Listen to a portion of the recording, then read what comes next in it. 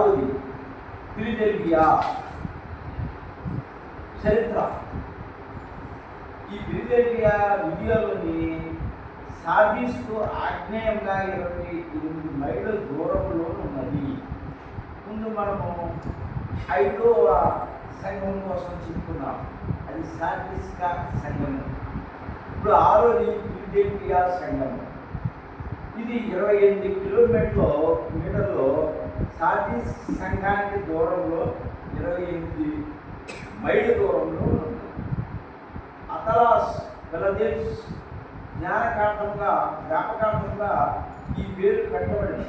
అతలాస్ ఫిలదెల్ఫియస్, మరి ఈ అతలాస్ జ్ఞాపకార్థంగా ఈ పేరు అక్కడ పెట్టడం అనేది. ఫిలదెల్ఫియా అను గ్రీకు మాటకు సోదరిని ప్రేమించువాడిని అర్థం. సోదరిని ప్రేమించాలి. దేవుని బిడ్డలైన క్రైస్తవులు గొప్పగా ప్రేమించాలి. ప్రతి బిడ్డలు కూడా ద్వేషం అనేది మనలో ఉండకూడదు. 3 శతాబ్దముల కిందట క్రీస్తు సంస్కృతికి తలుపు తీయబడిన ఈ గ్రీక్ భాష, ఈ గ్రీక్ మాటకు సోదరిని ప్రేమించేవాడిని అర్థం. ఈ 3 శతాబ్దాల కిందట గ్రీక్ సంస్కృతికి తలుపు తీయబడిన హృదయం అనే తలుపు, మామూలు తలుపు కాదు. ప్రేమించుట, సోదరిని ప్రేమించుట, ప్రస్తుతం దేవుని ప్రేమ. ఇది ప్రస్తుతము దేవుని ప్రేమగా మనము ప్రేమించాలి. సువార్తను సాటించుటకే ఇదిగో మీ ఎదుట తలుపు తీయించి ఉన్నాను. సువార్తను సాటించాలి. ఈ రోజుల్లో నేను రాకడ సమయంలో సువార్తని సాటించాలి. అందుకనే ప్రభు చెప్పగా మరి సువార్తని నేను సాటిస్తున్నాను. దానిని ఎవరను విడియనేరని ప్రభు పలుకుతున్నారు. ఈ ఎవరు విడియనేరని ఎవరికి సంబంధించింది కాదు. ప్రభు స్వయానంగా చెబితే అవి మేము తీసుకొని మీకు బోధిస్తున్నాం. ఈ పట్టణంలో భూకంపము మెండుగా ఉండటం వలన చరిత్రకారుడైన తోబో అనే భూకంపములు పట్టణమనెను. ఈ పట్టణంలో భూకంపములు ఎక్కువగా జరుగుతున్నాయి. ఫిలదెల్ఫియా సంఘం ఆ ఏరియాలో ఈ భూకంపం మెండుగా ఎక్కువగా ఉండటం వలన చరిత్రకారుడైన తోబో అది భూకంపముల పట్టణమనెను. ఏం పేరు పెట్టారు? తోబో అని భూకంపముల పట్టణము అని పేరు పెట్టారు. దాన్ని ప్రారంభంలో ఈ సంఘములకు శక్తి కొంచెమైనను రాను రాను దానికి గొప్ప పదవి అభ్యను. సంఘము పేరు పెట్టినప్పుడు చాలా తక్కువగా శక్తి ఉన్నది. అయితే రాను రాను ప్రార్థన వల్ల, సన్నిధి వల్ల ఆ శక్తి సంఘానికి దేవుని శక్తి పెరిగింది. అభ్యను అన్య జనులు మధ్య అది మంచి క్రైస్తవ పట్టణంగా తల ఎత్తి నిలిచారు. ఉండే కొద్ది క్రమేపణంగా మొదలుపెట్టినప్పుడు ఏం లేదు, కానీ వివీపడంగా ముందుకెళ్ళేటప్పటికి ఇది మంచి సంఘము అని పేరు పడింది. స్మరణ ఫిలదెల్ఫియాలోని సంఘములు తప్ప తక్కిన మరియు శిథిలమైపోయాను.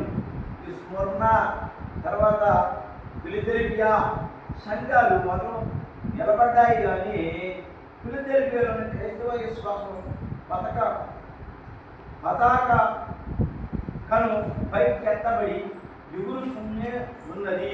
ఇప్పుడు కూడా ఈ ఫిలదెల్ఫియా సంఘము గుర్తుగా పథకం ఎక్కడైతే స్థాపించారో అక్కడ ఎగురుతూనే ఉన్నది. ఆ పథకం ఇప్పుడు కూడా అది మిగిలి పోయింది. ప్రస్తుత ఫిలదెల్ఫియాలోని సువార్త సేవ ప్రారంభించినది. ఈ ఫిలదెల్ఫియాలోని కొత్తగా సేవ కూడా ఏర్పాటు చేశారు.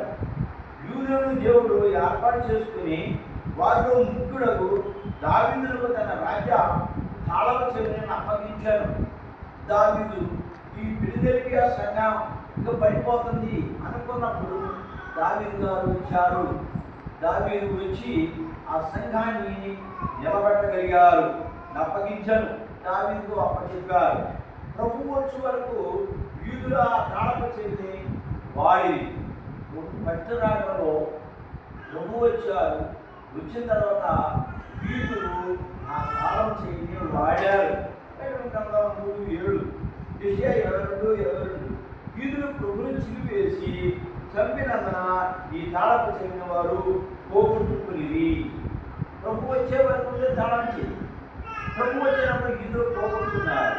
ఈ తాళపు చెవి పరిస్థితి ఏమిటి? ఈ తాళం అంటే దేనికి ఇంటికి వేసుకునే తాళాలు కావు, హృదయం సంబంధించిన తాళం. ఇంకా ఎవరన్నా ప్రార్థన చేయమంటే నేను నేర్చుకోలేదండి, నేను ప్రార్థన చేయలేదండి అంటే తాళం వేసిందండి. ఏదో పేరైతే చెప్పామో వచ్చి వెంటనే ప్రార్థన చేస్తే ఆ తాళం ఇప్పినట్టు. ఒక పాట పాడమన్నప్పుడు నాకు రాదండి అనకుండా వచ్చి వెంటనే పాట పాడటం తాళం ఇప్పినట్టు. అలాగే ప్రార్థన చేయమన్నప్పుడు ప్రార్థన చేయడం తాళం ఇప్పినట్టు. అలాగే బోధకులు వాక్యం చెప్పడానికి వచ్చి చెప్పమంటే నేను ప్రిపేర్ అవ్వలేదండి, బోధవాడు చెప్పలేనండి అని అంటే తాళం వేసినట్టు. ఇప్పుడు వచ్చిన వెంటనే నుంచొని బోధ చెప్తే తాళం ఇప్పినట్టు. ఇది దేవుడికి సంబంధించిన తాళం, అంతేగాని ఇంటి తాళాలు కావాలి. అలాగే ప్రభు దాన్ని శిష్యులు పెద్దవాడైన పేరుకిచ్చి ఎప్పుడు ఉంది తాళం? యేసు ప్రభు రాకముందు యూదు దగ్గరే ఉంది ఆ తాళం. వాడు ఎవరికెవరు బోధిస్తున్నారు తాళం ఇప్పినట్టు, ఎవరికెవరు ప్రార్థిస్తున్నారు తాళం ఇప్పినట్టు. యేసు ప్రభు వచ్చిన తర్వాత తాళాలు పోయి. ఎందుకని పోయి? యేసు ప్రభుని సిలువేసి చంపేశారు కనుక ఈ తాళం పోయింది. యూదు దగ్గర ఎవరి దగ్గర లేదు. ఎందుకని? యేసు ప్రభుని చంపింది ఆడే కనుక సాతాను ఆ తాళాన్ని ఎత్తుకుని పాతాళ లోకంలోని 7 సొల్లోని అబ్రాహాము రొమ్మున ఆనుకొని, అంటే గుండి మీద ఆనుకొని ఉన్న సంఘం కాడ ఈ సాధారణ పాతాళ లోకంలో అలాగే ఆ తాళాన్ని ఉంచుకున్న తర్వాత యేసు ప్రభు శుక్రవారం నాడు మరణించి శనివారం నాడు పైకి లేచి ఆత్మరూపంగా ఆత్మ భూలోకం మీదకి వెళ్ళి సాతానుతో యుద్ధం చేసి ఆ తాళాన్ని ఆ అబ్రాహాము పెట్టిన ఆ సంఘ పాత నిబంధన కర్తలు 7 రోజులనే సంఘాన్ని తీసుకొని పరలోకంలో ఒక స్థానాల్లో పెట్టి ఆ తాళాన్ని సాతాను దగ్గర యుద్ధం చేసి ఆ సాతాన్ని ఓడించి తీసుకొచ్చి ఆ తాళాన్ని మళ్ళీ పేతురు గారికి తీసుకొచ్చి పోగొట్టుకోకండి, జాగ్రత్త అండి అని పేతురు ఇస్తే ఆ పేతురు తీసుకున్న తాళం ఇప్పుడు ప్రతి బోధకుడి దగ్గర వచ్చిన తాళాలు. ఇప్పుడు బోధించడం అంటే తాళం ఇవ్వడం. ఇప్పుడు దాకా పాటలు పాడారు, తాళం ఇవ్వడం. ఇప్పుడు దాకా ప్రార్థన చేశారు, తాళం ఇవ్వడం. ఇవి తాళం ఇవ్వడం అంటే. బోధించకపోతే తాళం ఇవ్వటము మత్తయి 16:10 ఉంది. అప్పటి నుండి అపోస్తులకు, పౌలు, బర్నబాలకు నేటి వరకు సువార్తను ప్రకటించు వారందరికీ ఈ తాళం చెవి ఇవ్వబడను. అప్పట్లోనే మరి భక్తులైన వాడు బోధించేటప్పుడు ఆ తాళపు చెవి పేదల ఆ చేతికి ఇచ్చారు.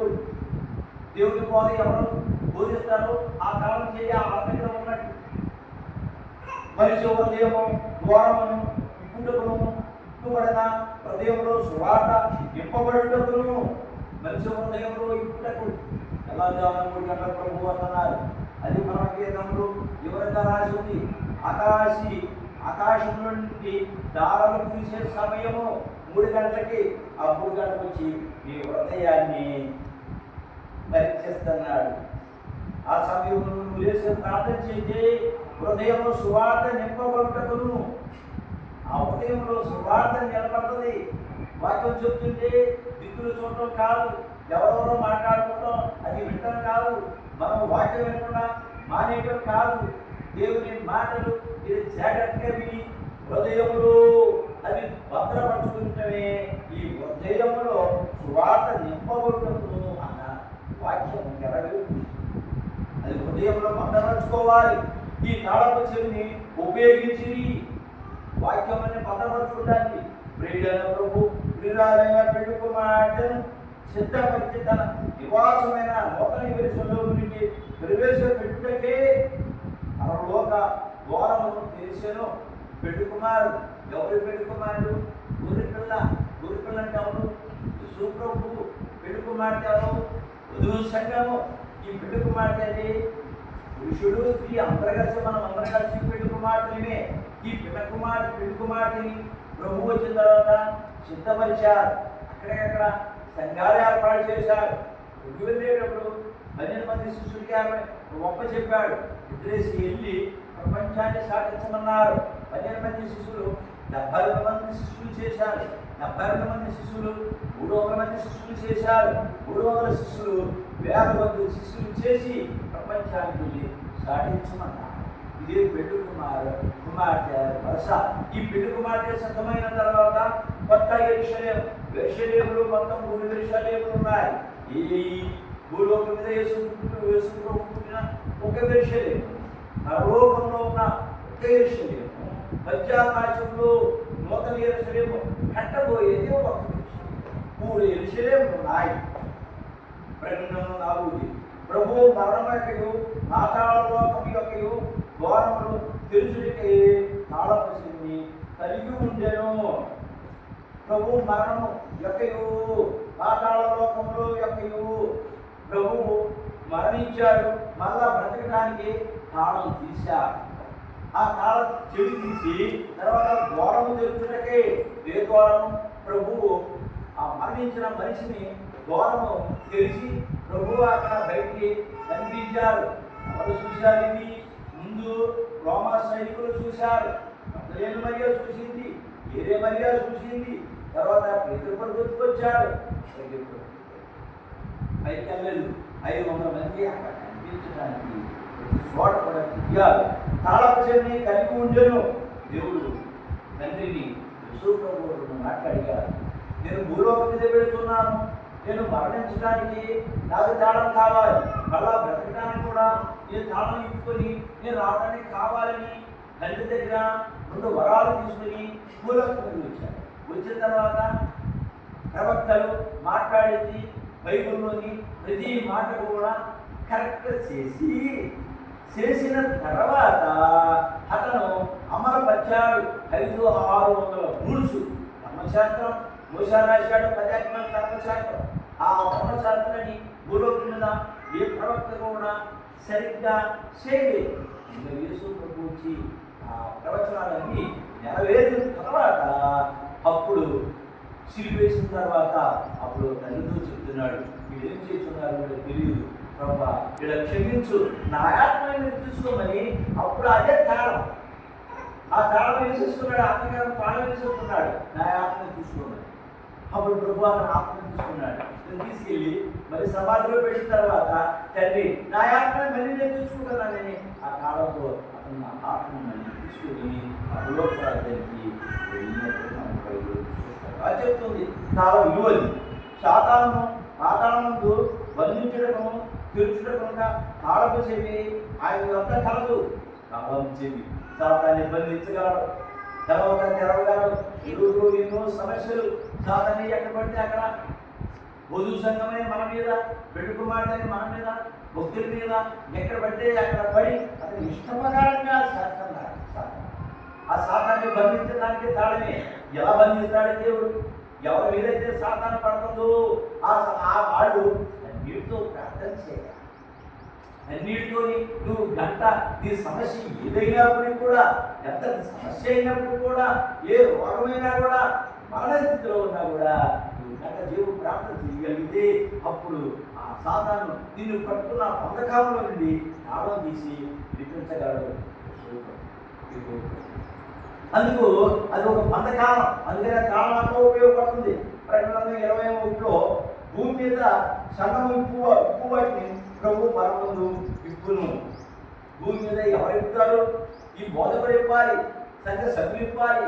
ఎలా ఇవ్వడం వెనక ఈ కన్నీటి ప్రార్థనతో లేకమైన తర్వాత ప్రభువాని కన్నీటి ప్రార్థన చేశాను ఆయన, పరలోకంలో కూడా అది ఇప్పుడు ఆయన ఇక్కడ నేను ఇప్పుతున్నాను. ఇది జబ్బు సంబంధించింది, యాజకుడికి సంబంధించింది, తర్వాత రకరకాలకు సంబంధించింది. అంటూ ప్రార్థన చేసి అప్పుడు ప్రభుని అడిగితే పరలోక రాజ్యం కూడా ఆరంభించారు. అది నీ డైరెక్ట్గా నీకు అనుభవిస్తావు. ఇది సంఘములకు ఇవ్వబడిన తాళపు చెవి. బోధకుడికి ఒకటే కాదు, సంఘానికి కూడా తాళపు చెవి దేవుడు ఇచ్చాడు. నీ క్రియలు మంచివి, అందులో ఉన్న తెలియజేసే సంఘం క్రియలు మంచివి. నీ శక్తి కొంచెమే, ఆ శక్తిని పెంచుకోవడానికి ఏం కావాలి? ప్రార్థన జీవితం కావాలి. ఈ రోజున నువ్వు ప్రార్థన చేయకపోతే నేనేం చేయలేను అని అంటున్నారు ప్రభు. నువ్వు ప్రార్థించాలి. అది కూడా ఏదో వెళ్ళి 2 నిమిషాలు 3 నిమిషాలు కాదు, కనీసం లేదంటే గంట సేపు మాట్లాడమంటారు. మాట్లాడవలేరా? ప్రార్థించలేరా? ఈ సమస్యను తీసుకోలేరా? డాక్టర్ గారి దగ్గరికి వెళ్తుంటే ఎన్ని గంటలు తరబడి క్యూలో ఉంటున్నారు. డాక్టర్ గారి టైము వాళ్ళు ఇవ్వరు. మళ్ళీ తర్వాత ఏదో వాయిదా పెడతారు. అప్పుడు ఉండటం లేదా? కొన్ని డాక్టర్ గారి దగ్గరికి వెళ్ళిన తర్వాత ఫ్రీగా చేసేస్తున్నారా? డబ్బు తీసుకుంటున్నారు. తర్వాత మరి రోగాన్ని టెస్టింగ్లు వేలు అయిపోతున్నాయి. ఆ టెస్టింగ్కి వెళ్ళాలంటే క్యూ. ఒక టెస్టింగ్ పోయి ఇంకో టెస్ట్, బ్రెయిన్ టెస్ట్ ఇంకో చోట ఉంటుంది. అలాగే మనిషి అవయవాలు ఒక చోట ఉంటుంది అన్ని టెస్టులు. అలాంటప్పుడు వెళ్ళినప్పుడు ఎన్ని రోజులు పడుతుంది, ఎన్ని క్షణాలు పడుతుంది. దేవుని దగ్గర నువ్వు గంట ప్రార్థన చేయకపోతే నువ్వు ఎలా జీవించబడతావు, ఎలా ఆశీర్వదించబడతావు అని ప్రకటన గ్రంథము. నీ శక్తి కొంచెమే. నీ శక్తి రావాలంటే ప్రార్థన కావాలి. 3, నా వాక్యము అంగీకరించింది. ఎప్పుడు అంగీకరించారు? నువ్వు ప్రార్థన చేసిన తర్వాత ఆ ప్రార్థనను నువ్వు అంగీకరించింది. నా వాక్యాన్ని అంగీకరించింది. నా నామమున నిరగలంగా లేదు, నా నామము నేరుగానే లేదు అని క్రియలు సరిగా లేక పోతే సేవ జరగదు. ఎవరి క్రియలు సరిగ్గా ఉండాలి? బోధకుడి క్రియలుగా సరిగ్గా ఉండాలి. ఏ బోధకుడిని విమర్శించలేదు. దయచేసి ఏ బోధకుడు కూడా అపార్థం చేసుకోకండి. బోధించమన్నారు, దాన్ని నాకు తెలిసిన అర్థంగానే బోధిస్తున్నానే తప్ప ఏ బోధకుడు కానీ ఏ మతం కానీ ఎవరిని కూడా నేను విమర్శించలేదు. దయచేసి దాంట్లో నేను ఆ పాఠం చూసుకోకండి. వాక్యానుసారం ప్రకారంగా నేను మాట్లాడుతున్న బాధ్యత ఉంది కాబట్టి దేవుడు నాకు ఇచ్చిన అధికారాన్ని బట్టి నేను మాట్లాడుతున్నాను. కానీ ఏ సంఘాన్ని కానీ ఏ మతాన్ని కానీ ఏ బోధకుడు కానీ నేను విమర్శించడం లేదు. సరిగా లేకపోతే సేవ జరగదు. నీ క్రియ సరిగ్గా ఉండాలి, నీ వాతావరణం సరిగ్గా ఉండాలి. క్రియలు సేవ బహిరంగంగా అవి సమానంగా ఉండవలేము. బహిరంగాన్ని చెప్పవచ్చు, మనం తీసి ప్రపంచానికి పంపుతున్నాము, బహిరంగంగా పంపుతున్నాము. కానీ అవి సమానంగా ఉండవలను, సక్రంగా ఉండాలి. దేవునికి ముందు నచ్చాలి నీ సేవ. వాక్యం ముందు దేవుడికి నచ్చాలి, ఆ తర్వాత ప్రజలకు నచ్చాలి. ప్రజలకు నచ్చాలని ప్రజల కోసం చెప్పడం అనేది తప్పని ప్రకటనలో బోధిస్తుంది. దేవునికి నచ్చాలి. క్రియలు సరిగా ఉన్న సేవ సరిగా ఉండును. బోధకుని క్రియలు ఈ రోజుల్లోని రకరకాల యూట్యూబ్లో చూసి రకరకాలుగా పెడుతున్నారు. బోధకులు చేసే కొంచెం మంచి పనులు కాదు కనుక దేవుని బిడ్డలారా అలాంటి పనులు కాకుండా దేవునికి మనము రాయబారిగా ఉందాము. సంఘానికి దేవునికి రాయబారిగా ఉందాము. ముందు రాయబారి యేసు ప్రభువును, మరి సంఘానికి తండ్రికి రాయబారి. ఇప్పుడు యేసు ప్రభుకి మనకి రాయబారి. ఎందుకని యేసు ప్రభు ఇదివరకైతే మానవుడిగా వచ్చాడు, ఇప్పుడు దేవుని కుమారుడిగా నిలబడ్డాడు. ఎందుకని నిలబడ్డాడు? తండ్రి చెప్పిన మాటలు భూలోకం మీదకి వచ్చి కష్టం వచ్చినా నష్టం వచ్చినా అతని రక్తాన్ని మన కోసము, మన పాపముల కోసము అతను చిందించి మన పాపాలు కడగబడ్డాయి కనుక తండ్రి చెప్పిన మాట అది ఇష్టంగా చేశారు కనుక దేవునికి స్తోత్రం, దేవునికి మహిమ కలుగును కాక. మీ సత్క్రియలు చూసి దేవుని మహిమ పలుకురు. మన సత్క్రియలు మంచి క్రియలై ఉండాలి. దేవుని కనపరచండి. హాస్పిటల్ దగ్గర వెళ్ళాల్సిన అవసరం లేదు.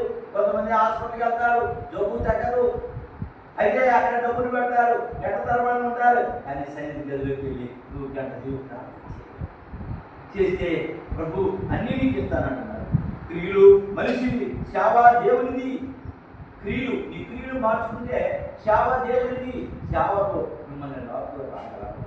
క్రియలు తన కొరకు, సేవ ఇతరుల కొరకు. క్రియలు మన కొరకు, సేవ ఇతరుల కొరకు అంటే మీ కొరకు. కానీ క్రియలు సేవ రెండు సరిగా ఉండవలేవు. రెండు సరిగ్గా ఉండాలి, లేకపోతే కుదరదు.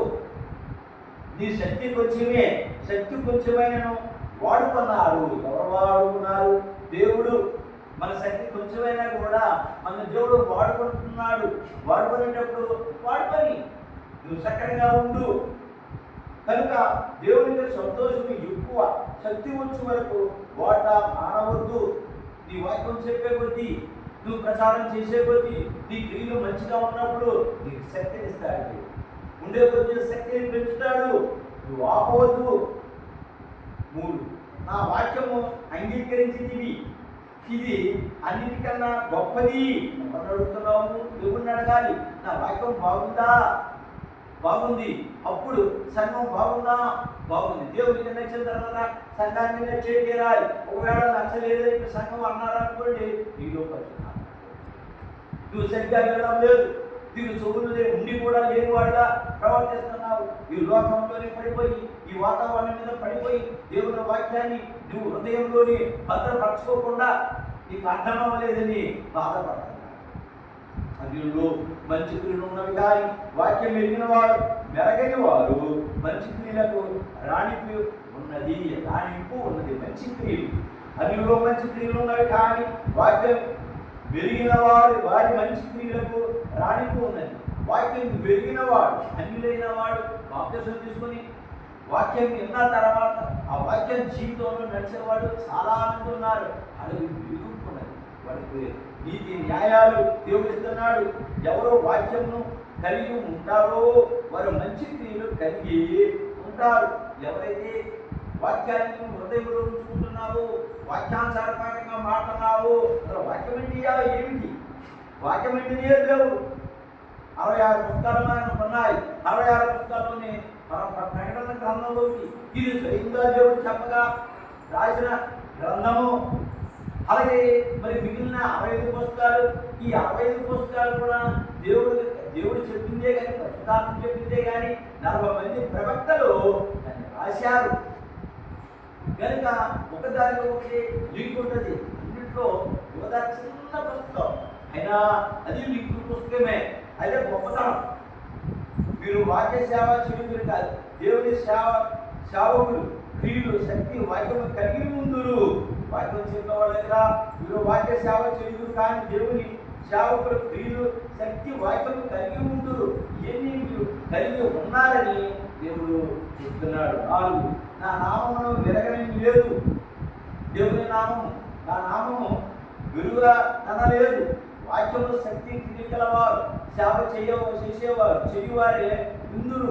వాక్యము శక్తి క్రియలు గలవారు సేవ వారే చేయుదురు అన్ని ఉండాలి. ఇది వాక్య సేవ అంటే వాక్యము బోధించుట. వాక్యం బోధించుట అన్ని వరాలన్నమాట గొప్ప వరము. ఆ వరము ఎవరికి రాదు. కాబట్టి దేవుని బిడ్డలారా, సేవకులారా, దేవునికి రాయబారగా నువ్వు బోధిస్తున్నావా? బోధిస్తే ఆనందమే. లేకపోతే ఈరోజే దేవునికి రాయబారి, సంఘానికి దేవునికి రాయబారిగా సంఘంలోని ఎవరన్నా ఏదైనా ఇబ్బందులు ఉండి దేవుని అడిగి ఎందుకు ఇబ్బంది వచ్చింది అని నువ్వు అడగాలి. యెహోషువ అడిగాడు, రాయబారిగా ఉందన్నాడు. సంఘంలోని ఉన్న జనాభాలోని ఈ జనాభాకి ఏమి కావాలో అది నువ్వు అడిగితే నేను అది బయటపరుస్తా, ఎలా చేయాలో నిర్ణయిస్తా, నా మాట ప్రకారంగా నువ్వు నడువు అని యెహోషువ గారు ఆ రోజున దేవుడు చెప్పాడు. అపోస్తుల వాక్యం బోధించి అపోస్తుల వాక్యాలు బోధించాడు. బోధించి అక్కడక్కడ సంఘాలు ఏర్పాటు చేశారు. క్రియలు కలిగి ఉన్నారు, మంచి క్రియలు కలిగి ఉన్నారు అపోస్తులు. కనుక శక్తి ఉన్నది ఆ దగ్గర. ఎప్పుడైతే వాక్యాన్ని నువ్వు బోధించావో దేవుని కుమారా, నీలో శక్తి వచ్చేస్తుంది, బలం వచ్చేస్తుంది. యేసు ప్రభువును మేము కనులారా చూసితిమి అని పట్టని భక్తులు చెప్తున్నారు. మనం కూడా దేవుని కనులారా చూస్తున్నాము, ఆత్మని కనుతో చూస్తున్నాము, రుజువు మాట్లాడుతున్నాము. ఇది ఎంత ఆనందమైన విషయం. ప్రభు నిన్ను నా కుమారుడా అని పిలవాలి. ఎప్పుడు పిలుస్తాడు? నీ క్రియలు, నీ తలంపులు, నీ ఉద్దేశాలు నువ్వేదైతే బోధిస్తున్నావో ఏ ప్రవర్తన మనం ఉండాలి. మీరు కాదు, నేను కూడా అలాగే ఉండాలి. ఎందుకంటే నేను గొప్పవాడిని కాదు, అయ్యి ఇంకా ప్రకటిస్తున్నామంటే చెవులారా నిండి చేతులారా తాగి చూసి వచ్చిందని అపోస్తలులు గొప్ప సాక్ష్యం ఇచ్చేది. పాతలు దర్శనం ద్వారా స్వరాల ద్వారా దేవునితో మాట్లాడారే కానీ స్వయంగా ఎవరు మాట్లాడలేదు. భూషణతో కూడా డైరెక్ట్ గా మాట్లాడండి, బైబుల్ చెప్తుంది డైరెక్ట్ గా మాట్లాడారు. ముఖాముఖిగా మాట్లాడలేదు. తండ్రి మేఘాలు కప్పుకొని ఆ మేఘాలు స్వరంతో మాట్లాడారు తప్ప డైరెక్ట్ కాదు. అందుకని ఆ పాత నిబంధనలు మాట్లాడలేదు కనుక మాట్లాడకపోయే ముందు 430 సంవత్సరాలు ఎవరితో మాట్లాడకుండా మౌనం ముద్దైపోయింది. ఆ ముద్దు నుంచి వచ్చిన శివుడు విషయగ్రంథం 11వ అధ్యాయం 1వ వచనం చూస్తే ముద్దు నుండి శివుడు వచ్చిందని. ఆ ముద్ద అన్న అర్థం ఏమిటంటే 430 సంవత్సరాలు దేవుడు లోకంతో ప్రజలతో మాట్లాడకుండా మౌనం ఉండమే. ఆ తర్వాత యేసు ప్రభు వచ్చాడు, అందరిని తాకాడు, అందరితో మాట్లాడాడు, అందరితో ఆ మాటలు విన్నారు. దేవుడు మనతో మాట్లాడాడు. ఈ సాక్ష్యం 15 మంది శిష్యులకు మాత్రమే, కానీ మరి ఎవరికి లేదు, మనకు లేదు, మనకు రాదని కాదు. కానీ శరీర నేత్రంలో చూసినంత స్పష్టంగా ఆత్మీయ నేత్రంతో చూసిన మనిషి శరీర శివులతో విన్నంత మాత్రాన స్పష్టంగా దేవునికి స్తోత్రం, దేవునికి మహిమ కలుగును కాక. మనకు కాదని శరీర నేత్రాలతో ఈ శరీర నేత్రాలతో చూసినంత స్పష్టంగా ఆత్మీయ నేత్రాలతో మరణం లేదు. శరీర కంటికి మరణం ఉంది. చూసినమని శరీరములతో విన్నంత స్పష్టంగా ఆత్మ శివులతో వినమని శరీర శివులతో తాకినంత స్పష్టంగా ఆత్మ శివులతో తాకినామని. అంటే ఆత్మకాలు డైరెక్ట్గా మేము శరీరంతోనే దేవుని తాకాము, దేవునితో ముఖాముఖిగా మాట్లాడుకున్నాము అని 18 మంది శిష్యులు, అంటే 72 మంది శిష్యులు ఈ వచ్చారని వాడు చెబుతున్నాడు. శరీర జ్ఞానంతో పరిశీలించినంత స్పష్టంగా ఆత్మ జ్ఞానంతో పరిశీలించినాయని సన్నిధి దర్శన పరులు చెబుతున్నారు. శరీరముతో తాకి ఎలాగైతే భూలోకంలో ఉన్నప్పుడు శరీరం తాకి మేము ఎలాగైతే మాట్లాడామో దర్శనంలో కూడా ప్రభుని అలాగే తాకాము, అలాగే ప్రభుతో మేము మాట్లాడాము అని దర్శన పరులు చెప్తున్నారు. ప్రభు ఎన్నోసార్లు కనిపించారు, మాట్లాడారు. ఆ ప్రభు ఉదాహరణ లేకుండా కప్పిలించుకుంటాం ఇవన్నీ కూడా శరీరం లాగే చూసాము. ఆతని మన ప్రవక్తలు ఇప్పుడు కూడా ఈ లోకంలో ప్రవక్తలు చెప్పనున్నారు. ఎవరు అన్నది దేవుడు పరిశీలించి ఉన్న మందులే ప్రవక్తలు అవ్వగలరు. ప్రకటన 3:11 నేను త్వరగా వచ్చుతున్నాను, నేను వచ్చే వరకు ఎవరను కిరీటమును పోగొట్టుకోకుండా జాగ్రత్తగా ఉండము. జీవగ్రంథంలో పేరుంది. 20:12 ప్రకటన గ్రంథంలో ఆ పేరు ఎక్కడానికి నువ్వు ఎంత ఉన్నతమైన ప్రార్థన చేసి, ఉన్నతమైన సేవ చేసి, ఉన్నతమైన దేవుని మాటలు విన్నావో అప్పుడే ఆ జీవగ్రంథంలో నీ పేరు. అప్పుడు జీవగ్రంథంలో నీ పేరు పడ్డప్పుడు ఆ జీవగ్రంథంలో మళ్ళా పేరు పోకుండా నేను వచ్చే వరకే జాగ్రత్తగా ఉండా అంటే అర్థం ఏమిటి? మళ్ళా ప్రార్థన కంటిన్యూగా అలాగే కానీ ఇంకా పెంచుకొని ఈ భక్తి విశ్వాసము ప్రార్థన పెంచుకొని తగ్గొద్దు. నువ్వు తగ్గితే నువ్వు జీవగ్రంథంలో పేరు పోతుంది. నువ్వు వచ్చే వరకు, నేను వచ్చే వరకు, లేకపోతే కొన్ని నువ్వు నా దగ్గరికి వచ్చేవారు కదా, అలాగే స్థిరంగా ఉండు, ఈ లోపల వదిలేదు. ఉదాహరణ పేదలు ప్రభుత్వం 3.5 సంవత్సరంలో జీవించే సంఘం నాయకుడే ఉన్నారు. పేదలు ప్రభుత్వం 3.5 సంవత్సరాలు 12 మంది శిష్యులు కూడా జీవించే సంఘం నాయకులే ఉన్నారు. పెద్దవాళ్ళు ఉన్నారు ఈ లోపల. ఇప్పుడు మరి భక్తులు మరి చెప్పడం లేదు, కానీ కొంతమంది బయట దేవుని నమ్ముకోకుండా ఉన్నవాడు వాడు ఏం చెబుతున్నారంటే కొంతమంది 3.5 సంవత్సరాలు కనిపించాడు, దేశాలు 12 సంవత్సరాలు బిడ్డగా కనిపించాడు. ఈ సంకటకాలంలో ఏమైపోయాడు యేసు? దేవుడు అంటున్నారు కదా, దానికి అర్థం లేదా అని అడుగుతున్నారు. అర్థం చూస్తున్నారు.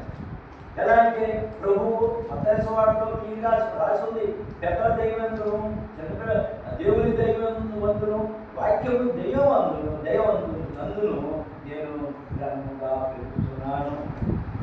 అవన్నీ వాళ్ళ దైవం పొంది క్రమంగా పెరుగుతున్నాడే కానీ అతను ఏ దేశం వెళ్ళలేదు, ఎక్కడికి వెళ్ళలేదు. కొంతమంది భారతదేశం వచ్చారని, కొంతమంది ఇంకో దేశం వెళ్ళారని, ఇవన్నీ నిజం కాదు. చివరి రాత్రి కోడి కుయ్యక మునిపే ప్రభు నెరుగులని పొంచి తన స్థితిని పోగొట్టుకున్న కొనెను. ఎవరు? పేతురు. పేతురు చెప్పాడు, ఇదిగో పేతురు ఏమన్నాడు? నా ప్రభుని సంపడానికి వచ్చారా, నేను ప్రాణం కూడా ఇస్తాను, నేను అలా సంపకి లేదన్నాడు. పేతురు, నువ్వు ఎందుకు అలా మాట్లాడుతున్నావు?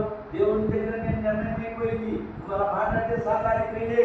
నేను ఈ లోకానికి ఎదురుగా వచ్చాను, నా పాప నా రక్తాన్ని మీ అందరి పాపాల కడగడానికి వచ్చాను, నేను పట్టడమే అలా కింద ప్రభా అన్నాడు. అయితే నా కోసం తోడు చూసేటప్పటికి 3 సార్లు మాట్లాడతావు అని చెప్పేసి చెప్పాడు. చెప్పిన ప్రకారంగా కోడి పూసేటప్పటికి 3 సార్లు అక్కడ శైలిమంటలు కాల్చుకున్నా. ఇప్పుడు వెళ్ళి ఇదిగో యేసులో ఇతను కూడా ఒక శిష్యుడు అని చెప్పినప్పుడు నేను కాదు ఎందుకన్నాడు? అయితే ఫస్ట్ పేరుకే ఇచ్చారు కాలం, అతను భయపడ్డాడు. నేను కాదని అబద్ధం 3 సార్లు అడిగేటప్పటికి ప్రభు బయటకు వచ్చిన తర్వాత ఒకరిని చూసినప్పుడు పేరు బయట పక్కకి వెళ్ళాడు. పక్కకి వెళ్ళి పేరు తాళం ఇచ్చిన కారణం ఇదే. ఎందుకు పక్కకి ఏం చేశాడు? కింద పడి దొడ్డి లేచాడు. అయ్యో ప్రభువా, నేను ఎంత పాపనయ్యా, నువ్వు చెప్పావు కానీ నేను వినలేదయ్యా, నేను పాపంలో మునిగిపోన్నానయ్యా, నేను క్షమించయ్యా, నేను మన్నించయ్యా. కోడి కూర్చేటప్పుడు 3 సార్లు అబద్ధం ఆడతావా, నేను ఎవరో తెలియదని అంటావు అన్న మాట నాకు గుర్తు వచ్చిందయ్యా తండ్రి అని ఏడ్చాడు.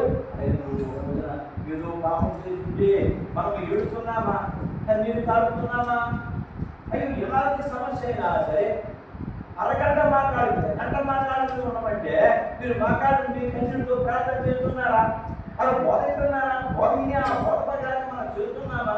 అసలు లేదా ఎందుకు వెళ్తున్నామో మనం బోధ ఏమి వింటున్నామో బోధ. దేవుడు ఒక వంతుగా చెబుతున్నాడు, నువ్వు ప్రార్థన చేయి, ఈ సమస్య ఏదైనా నేను తీర్చుతా అంటున్నారు. దీనిని బట్టి చూసిన చివరికి తమ స్థితిని పోగొట్టుకుని వారందరినీ